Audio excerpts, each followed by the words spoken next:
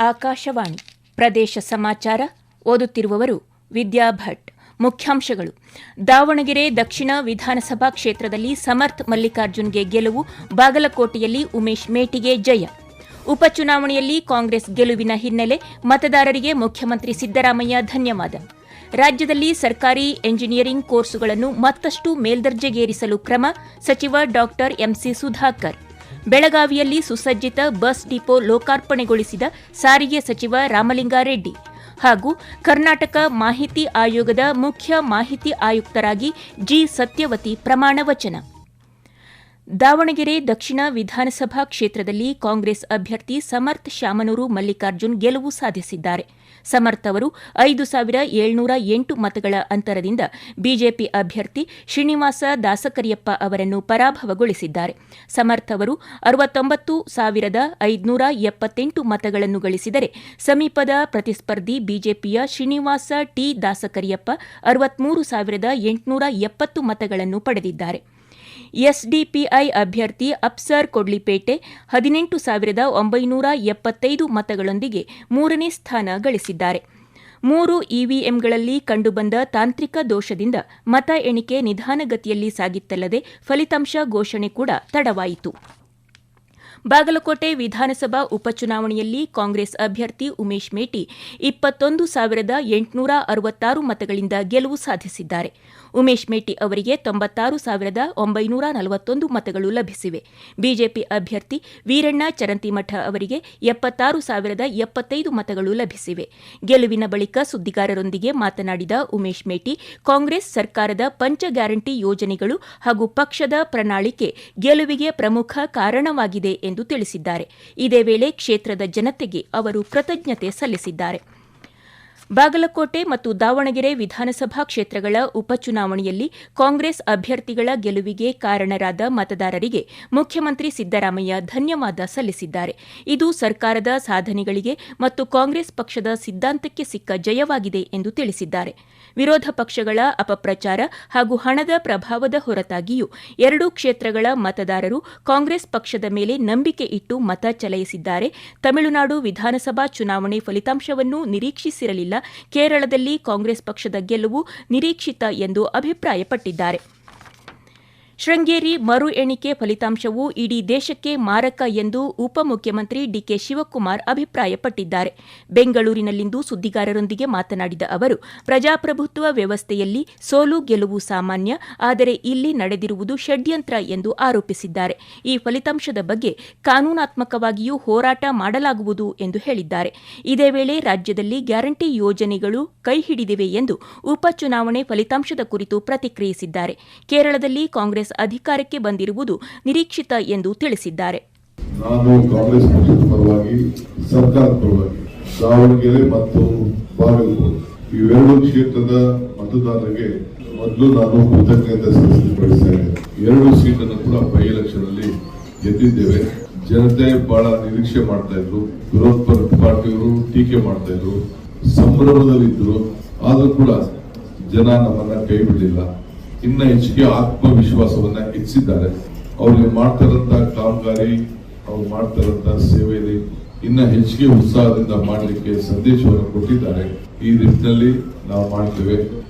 ದೇಶದ ಭದ್ರತೆಗೆ ನರೇಂದ್ರ ಮೋದಿ ಅವರೊಬ್ಬರೇ ಸೂಕ್ತ ಎಂಬುದು 5 ರಾಜ್ಯಗಳ ಚುನಾವಣೆಯ ಫಲಿತಾಂಶದಲ್ಲಿ ಕಂಡುಬಂದಿದೆ ಎಂದು ವಿಧಾನಸಭೆ ವಿರೋಧ ಪಕ್ಷದ ನಾಯಕ ಆರ್ ಅಶೋಕ ಅಭಿಪ್ರಾಯಪಟ್ಟಿದ್ದಾರೆ. ಬೆಂಗಳೂರಿನಲ್ಲಿ ಸುದ್ದಿಗಾರರೊಂದಿಗೆ ಮಾತನಾಡಿದ ಅವರು, ಪಶ್ಚಿಮ ಬಂಗಾಳದಲ್ಲಿ ಮಮತಾ ಬ್ಯಾನರ್ಜಿ ದುರಾಡಳಿತದಿಂದ ಜನರು ಬೇಸತ್ತು ಹೋಗಿದ್ದರು ಎಂದು ಅಭಿಪ್ರಾಯಪಟ್ಟಿದ್ದಾರೆ. ಪಂಚರಾಜ್ಯಗಳ ಚುನಾವಣೆಯಲ್ಲಿ 4 ರಾಜ್ಯಗಳಲ್ಲಿ ಬಿಜೆಪಿಗೆ ಅಭೂತಪೂರ್ವ ಗೆಲುವು ದೊರೆತಿದೆ. ಇದು ಪ್ರಧಾನಿ ನರೇಂದ್ರ ಮೋದಿ ನೇತೃತ್ವದ ಎನ್ಡಿಎ ಸರ್ಕಾರದ ಅಭಿವೃದ್ಧಿ ಕಾರ್ಯಕ್ಕೆ ಜನರು ನೀಡಿರುವ ಮೆಚ್ಚುಗೆ ಎಂದು ಸಂಸದ ಡಾ ಕೆ ಸುಧಾಕರ್ ತಿಳಿಸಿದ್ದಾರೆ. ಪಶ್ಚಿಮ ಬಂಗಾಳದಲ್ಲಿ ಮಮತಾ ಬ್ಯಾನರ್ಜಿಯವರ ಟಿಎಂಸಿಯ ದುರಾಡಳಿತ, ಕೋಮು ರಾಜಕಾರಣ, ಕೈಗಾರಿಕಾ ವಿರೋಧಿ ನೀತಿಗಳು, ಬಾಂಗ್ಲಾದ ಅಕ್ರಮ ವಲಸಿಗರ ಹಿತ ಕಾಯುವ ನೀತಿಗಳಿಂದ ಬೇಸತ್ತ ಜನರು ಎನ್ಡಿಎಗೆ ಆಶೀರ್ವದಿಸಿ ಟಿಎಂಸಿಯನ್ನು ಕಿತ್ತೊಗೆದಿದ್ದಾರೆ ಎಂದು ಅಭಿಪ್ರಾಯಪಟ್ಟಿದ್ದಾರೆ. ರಾಜ್ಯದ ದಾವಣಗೆರೆ ದಕ್ಷಿಣ ಹಾಗೂ ಬಾಗಲಕೋಟೆ ವಿಧಾನಸಭಾ ಕ್ಷೇತ್ರಗಳ ಉಪಚುನಾವಣೆ ಸೇರಿದಂತೆ 5 ರಾಜ್ಯಗಳ ಚುನಾವಣಾ ಫಲಿತಾಂಶ ಕುರಿತು ವಿಶ್ಲೇಷಣೆ ಇಂದು ರಾತ್ರಿ 8 ಗಂಟೆಗೆ ಮೂಡಿಬರಲಿದೆ. ಬೆಂಗಳೂರು ವಿಶ್ವವಿದ್ಯಾಲಯದ ರಾಜಕೀಯ ಶಾಸ್ತ್ರ ವಿಭಾಗದ ಮುಖ್ಯಸ್ಥರು ಹಾಗೂ ಪ್ರಾಧ್ಯಾಪಕರಾದ ಡಾ ವೀಣಾದೇವಿ ಕಾರ್ಯಕ್ರಮದಲ್ಲಿ ಭಾಗವಹಿಸಲಿದ್ದಾರೆ. ಹಿರಿಯ ಪತ್ರಕರ್ತರಾದ ಕೆಸಿ ಶಿವರಾಮ್ ಕಾರ್ಯಕ್ರಮ ನಡೆಸಿಕೊಡಲಿದ್ದಾರೆ. ಪ್ರದೇಶ ಸಮಾಚಾರ ಕೇಳುತ್ತಿದ್ದೀರಿ. ನಮ್ಮ ಎಲ್ಲಾ ರಾಷ್ಟ್ರೀಯ ವಾರ್ತೆಗಳು ಹಾಗೂ ಪ್ರದೇಶ ಸಮಾಚಾರ ಈಗ ಆಕಾಶವಾಣಿ ನ್ಯೂಸ್ ಕನ್ನಡ ಯೂಟ್ಯೂಬ್ ಚಾನೆಲ್ನಲ್ಲಿ ಲಭ್ಯ. ನಮ್ಮ ಎಕ್ಸ್ ಖಾತೆ ಮತ್ತು ಇನ್ಸ್ಟಾಗ್ರಾಂ ಖಾತೆ ಆಕಾಶವಾಣಿ ನ್ಯೂಸ್ ಕನ್ನಡ. ಹೆಚ್ಚಿನ ಮಾಹಿತಿಗಾಗಿ ನಮ್ಮ ಫೇಸ್ಬುಕ್ ಖಾತೆ AIR ಕನ್ನಡ ನ್ಯೂಸ್ ಅನುಸರಿಸಿ. ಮಾಹಿತಿಯ ಹೂರಣ ವಾರದ ಕಾರ್ಯಕ್ರಮ ಪ್ರಚಲಿತ ವಿದ್ಯಮಾನ ಪ್ರತಿ ಬುಧವಾರ 9:15ಕ್ಕೆ. ಪ್ರಸ್ತುತವಿರುವ ಕೈಗಾರಿಕೆಗಳ ಬೇಡಿಕೆ ಹಾಗೂ ನಿರೀಕ್ಷೆಗಳ ಕೌಶಲ್ಯಗಳನ್ನು ಪೂರೈಸುವ ನಿಟ್ಟಿನಲ್ಲಿ ರಾಜ್ಯದಲ್ಲಿರುವ ಸರ್ಕಾರಿ ಎಂಜಿನಿಯರಿಂಗ್ ಕಾಲೇಜುಗಳಲ್ಲಿರುವ ಕೋರ್ಸುಗಳನ್ನು ಮತ್ತಷ್ಟು ಮೇಲ್ದರ್ಜೆಗೇರಿಸಲು ಕ್ರಮ ವಹಿಸಲಾಗುತ್ತಿದೆ ಎಂದು ಉನ್ನತ ಶಿಕ್ಷಣ ಸಚಿವ ಡಾ ಎಂಸಿ ಸುಧಾಕರ್ ತಿಳಿಸಿದ್ದಾರೆ. ರಾಮನಗರದ ಸರ್ಕಾರಿ ಎಂಜಿನಿಯರಿಂಗ್ ಕಾಲೇಜಿನಲ್ಲಿ ಇಂದು ಮೈಕ್ರೋಸಾಫ್ಟ್, SAP ಮತ್ತು ಸಿಮೆನ್ಸ್ ಇನ್ನೋವೇಷನ್ ಹಬ್ ಉದ್ಘಾಟನಾ ಸಮಾರಂಭದಲ್ಲಿ ಮಾತನಾಡಿದ ಅವರು, ರಾಜ್ಯದಲ್ಲಿ ಸುಮಾರು 11 ಸರ್ಕಾರಿ ಕಾಲೇಜುಗಳಿದ್ದು ಈಗಾಗಲೇ 6 ಕಾಲೇಜುಗಳಲ್ಲಿ ಈ ಲ್ಯಾಬ್ ಮಾಡಲಾಗಿದೆ. ಬಾಕಿ ಉಳಿದ 5 ಕಾಲೇಜುಗಳಲ್ಲಿ ಮುಂದಿನ ದಿನಗಳಲ್ಲಿ ಲ್ಯಾಬ್ ನಿರ್ಮಾಣಕ್ಕೆ ಕ್ರಮ ವಹಿಸಲಾಗುತ್ತಿದೆ ಎಂದು ಸ್ಪಷ್ಟಪಡಿಸಿದ್ದಾರೆ. ಬೆಳಗಾವಿ ಜಿಲ್ಲೆಯ ಸಾರಿಗೆ ವ್ಯವಸ್ಥೆಯನ್ನು ಮತ್ತಷ್ಟು ಬಲಪಡಿಸುವ ನಿಟ್ಟಿನಲ್ಲಿ ಸಾರಿಗೆ ಸಚಿವ ಡಾ ರಾಮಲಿಂಗಾರೆಡ್ಡಿ ಬೆಳಗಾವಿಯಲ್ಲಿ ಇಂದು ನೂತನವಾಗಿ ನಿರ್ಮಿಸಲಾದ ಸುಸಜ್ಜಿತ ಬಸ್ ಡಿಪೋ ಉದ್ಘಾಟಿಸಿದರು. ಬಳಿಕ ಮಾತನಾಡಿದ ಸಚಿವ ರಾಮಲಿಂಗಾರೆಡ್ಡಿ, ರಾಜ್ಯ ಸರ್ಕಾರದ ಮಹತ್ವಾಕಾಂಕ್ಷೆಯ ಶಕ್ತಿ ಯೋಜನೆಯಿಂದ ಸಾರಿಗೆ ಸಂಸ್ಥೆಗೆ ಹೆಚ್ಚಿನ ಆದಾಯ ಬರುತ್ತಿದ್ದು, ಸಾರ್ವಜನಿಕರ ಅನುಕೂಲಕ್ಕಾಗಿ ರಾಜ್ಯಾದ್ಯಂತ ಹೊಸ ಬಸ್ಗಳನ್ನು ಸೇರ್ಪಡೆಗೊಳಿಸಲಾಗುತ್ತಿದೆ ಎಂದು ತಿಳಿಸಿದರು. ಈ ನೂತನ ಡಿಪೋದಲ್ಲಿ ಬಸ್ಗಳ ದುರಸ್ತಿ ಹೈಟೆಕ್ ವರ್ಕ್ಶಾಪ್, ಸಿಬ್ಬಂದಿ ವಿಶ್ರಾಂತಿ ಕೊಠಡಿ ಹಾಗೂ ಸುಸಜ್ಜಿತ ವಾಹನ ನಿಲುಗಡೆ ವ್ಯವಸ್ಥೆ ಕಲ್ಪಿಸಲಾಗಿದೆ. ಗ್ರಾಮೀಣ ಮತ್ತು ನಗರ ಭಾಗದ ಪ್ರಯಾಣಿಕರಿಗೆ ಹೆಚ್ಚಿನ ಬಸ್ ಸೌಲಭ್ಯ ಒದಗಿಸುವುದು ಹಾಗೂ ಬಸ್ಗಳ ನಿರ್ವಹಣೆಯನ್ನು ಉತ್ತಮಪಡಿಸುವುದು ಈ ಡಿಪೋದ ಮುಖ್ಯ ಉದ್ದೇಶವಾಗಿದೆ. ಕರ್ನಾಟಕ ಮಾಹಿತಿ ಆಯೋಗದ ರಾಜ್ಯ ಮುಖ್ಯ ಮಾಹಿತಿ ಆಯುಕ್ತರಾಗಿ ಇಂದು ಜಿ ಸತ್ಯವತಿ ಅವರು ಪ್ರಮಾಣ ವಚನ ಸ್ವೀಕರಿಸಿದ್ದಾರೆ. ಬೆಂಗಳೂರಿನ ಲೋಕಭವನದಲ್ಲಿ ನಡೆದ ಸಮಾರಂಭದಲ್ಲಿ ರಾಜ್ಯಪಾಲ ಥಾವರ್ಚಂದ್ ಗೆಹ್ಲೋಟ್ ಪ್ರಮಾಣ ವಚನ ಬೋಧಿಸಿದರು. ಕಾರ್ಯಕ್ರಮದಲ್ಲಿ ಮುಖ್ಯಮಂತ್ರಿ ಸಿದ್ದರಾಮಯ್ಯ, ಕಾನೂನು ಸಚಿವ HK ಪಾಟೀಲ್, ಇಂಧನ ಸಚಿವ KJ ಜಾರ್ಜ್ ಉಪಸ್ಥಿತರಿದ್ದರು.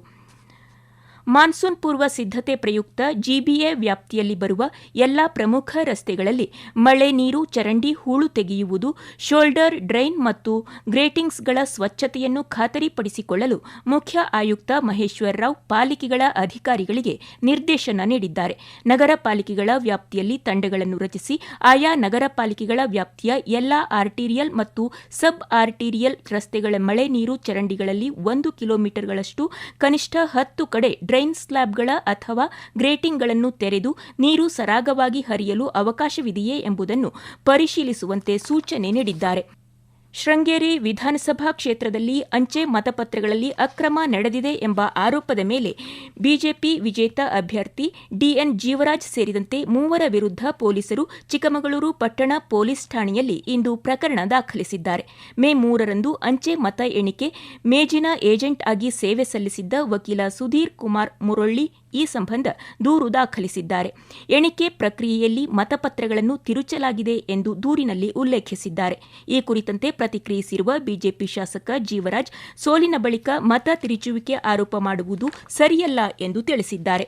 ವಿಜಯಪುರ ನಗರದಲ್ಲಿ ಇಂದು ವಿವಿಧ ಅಭಿವೃದ್ಧಿ ಕಾಮಗಾರಿಗಳಿಗೆ ಬೃಹತ್ ಮತ್ತು ಮಧ್ಯಮ ಕೈಗಾರಿಕೆ ಮೂಲಸೌಕರ್ಯ ಅಭಿವೃದ್ಧಿ ಹಾಗೂ ವಿಜಯಪುರ ಜಿಲ್ಲಾ ಉಸ್ತುವಾರಿ ಸಚಿವ ಎಂಬಿ ಪಾಟೀಲ್ ಚಾಲನೆ ನೀಡಿದರು. ಕೊನೆಯಲ್ಲಿ ಮತ್ತೊಮ್ಮೆ ಮುಖ್ಯಾಂಶಗಳು. ದಾವಣಗೆರೆ ದಕ್ಷಿಣ ವಿಧಾನಸಭಾ ಕ್ಷೇತ್ರದಲ್ಲಿ ಸಮರ್ಥ ಮಲ್ಲಿಕಾರ್ಜುನ್ಗೆ ಗೆಲುವು, ಬಾಗಲಕೋಟೆಯಲ್ಲಿ ಉಮೇಶ್ ಮೇಟಿಗೆ ಜಯ. ಉಪಚುನಾವಣೆಯಲ್ಲಿ ಕಾಂಗ್ರೆಸ್ ಗೆಲುವಿನ ಹಿನ್ನೆಲೆ ಮತದಾರರಿಗೆ ಮುಖ್ಯಮಂತ್ರಿ ಸಿದ್ದರಾಮಯ್ಯ ಧನ್ಯವಾದ. ರಾಜ್ಯದಲ್ಲಿ ಸರ್ಕಾರಿ ಇಂಜಿನಿಯರಿಂಗ್ ಕೋರ್ಸುಗಳನ್ನು ಮತ್ತಷ್ಟು ಮೇಲ್ದರ್ಜೆಗೇರಿಸಲು ಕ್ರಮ, ಸಚಿವ ಡಾ ಎಂಸಿ ಸುಧಾಕರ್. ಬೆಳಗಾವಿಯಲ್ಲಿ ಸುಸಜ್ಜಿತ ಬಸ್ ಡಿಪೋ ಲೋಕಾರ್ಪಣೆಗೊಳಿಸಿದ ಸಾರಿಗೆ ಸಚಿವ ರಾಮಲಿಂಗಾರೆಡ್ಡಿ ಹಾಗೂ ಕರ್ನಾಟಕ ಮಾಹಿತಿ ಆಯೋಗದ ಮುಖ್ಯ ಮಾಹಿತಿ ಆಯುಕ್ತರಾಗಿ ಜಿ ಸತ್ಯವತಿ ಪ್ರಮಾಣ ವಚನ. ಇಲ್ಲಿಗೆ ಪ್ರದೇಶ ಸಮಾಚಾರ ಮುಗಿಯಿತು. ನಮ್ಮ ಮುಂದಿನ ವಾರ್ತಾ ಪ್ರಸಾರ ಈ ರಾತ್ರಿ 7:35